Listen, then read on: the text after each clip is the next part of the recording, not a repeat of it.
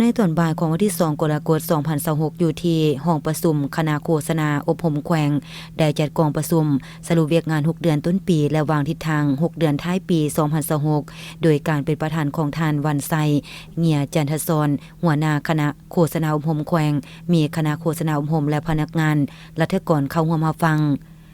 ท่านสีหอมสนมณีรองหัวหน้าคณะโฆษณาอบรมแขวงบุรีคำไซได้ผ่านบทสรุปตีราคาการจัดตั้งปฏิบัติเวียกงานโฆษณาอบรมประจำ6เดือนต้นปีพร้อมทางกำหนดทิศทางแผนการ6เดือนท้ายปี2026ในระยะ6เดือนต้นปี2026ผ่านมาคณะโฆษณาอบรมแขวงบุรีคำไซได้เอาใจใส่จัดตั้งเผยแพร่เสื่อมซึมมาตีกองประชุมใหญ่ผู้แทนทั่วประเทศครั้งที่12ของพรรคและครั้งที่8ของคณะภาคแขวงได้ทั้งหมด19ครั้งมีผู้เข้าร่วม 1,537 คนพร้อมกันนั้นยังได้จัดตั้งโฆษณาปาฐกถาวันสำคัญต่างๆของภาคของศาสตร์และสากลได้ถึง81ครั้งมีผู้เข้าร่วมหลายกว่า 12,200 คนสามารถจำหน่ายวารสารอรุณใหม่และวารสารโฆษณาได้889หัว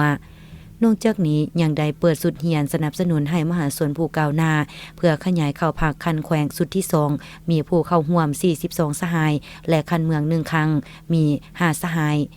ด้านเวียกงานสื่อมวลชนได้ลงเก็บกรรมและเขียนข่าวออกอากาศทางวิทยุเว็บไซต์และ Facebook ได้ทั้งหมด